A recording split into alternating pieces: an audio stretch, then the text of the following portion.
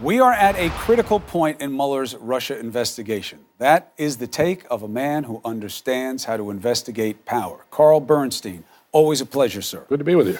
So, we seem to be coming near the point where we will get Mueller's report. That feels like a culmination. You say no. No, I think that it's more than a critical point in the Mueller investigation. It's a critical point in a cover-up that is unraveling. And that cover-up is unraveling partly because of the fruits of Mueller's strategy, which was to farm out part of his case to the Southern District, to the U.S. Attorney's offices in various places, so that the Russia per se probe, we're going to have his report. But we have an ongoing investigation that supersedes his Russia probe. And incidentally, I know there's a lot of short shrift being given, including I've heard tonight, about the no expectations on his report.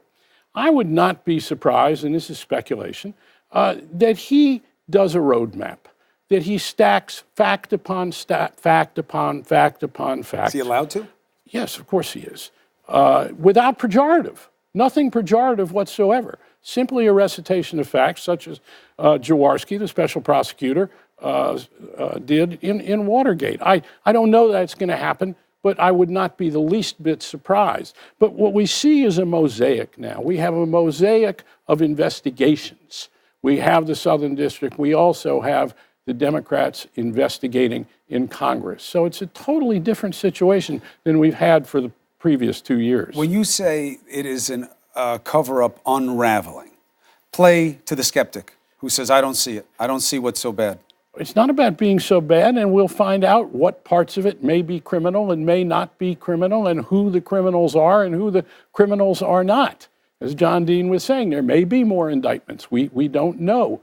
But what is unraveling are these various strands that are all intertwined, including Trump's businesses. You can't look at Russia and his susceptibility, for instance, to possible blackmail without looking at his business aspirations in Russia, without looking at all of his dealings with ethno-Russians over the years. That's part of what Mueller has been doing. We have Rick Gates, who was Manafort's partner, who is one of the key witnesses who is cooperating with the special prosecutor.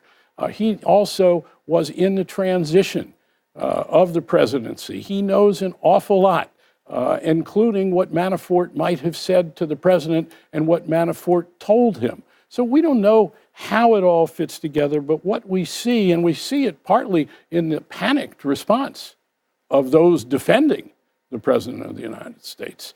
Well, certainly in the Cohen hearing. And that's the next factor. And now we have, as we did with John Dean, Dean and Cohen are different in many regards, but one similarity is they have ripped the veneer of respectability, whatever respectability there was, off of these two presidencies, and particularly shown the Trump presidency, the Trump business organization, Trump life as a public figure to be a sham, a con, a grifter president of the United States. So, but what about the political reality that we've heard a couple of Republicans start arguing more loudly, which is, we knew that.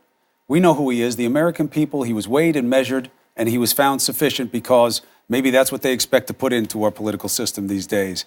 And you're not telling them anything new, and it's a waste of time. I think you have to look at it in terms of what I've said for a year and a half. We are in a cold civil war in this country, and Trump has brought that cold civil war, and every day brings it closer and closer to ignition. And that is the great danger, because everything he does plays to this base that is his way of staying in office, if he can stay in office and be reelected. It's all about that base. It's not about uniting the American people, as most previous presidents have tried to put together some kind of coalition with people in the center. Trump has made no attempt to do that. He's also been absolutely brilliant in understanding things about our country that other leaders have not, in terms of being able to articulate, as Bernie Sanders did, that working people, middle-class people in this country have been screwed over for the last 30, 35 years. Relative income,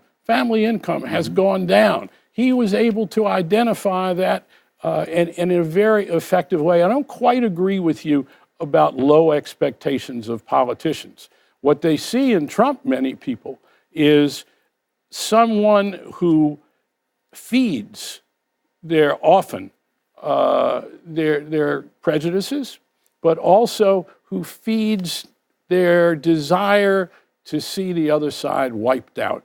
We are really seeing a kind of vicious politics, and it's on both sides. I 100% but agree. a viciousness in politics. And look, he has a Republican coalition that is far and deep. It's not just middle class and true. working class. He's at over 90% in his party. That's exactly right. Yeah, look, I see it. I agree. So, I'm just saying that viciousness, I got to leave it here, Carl, but I believe the viciousness that you describe is a function of the disaffection.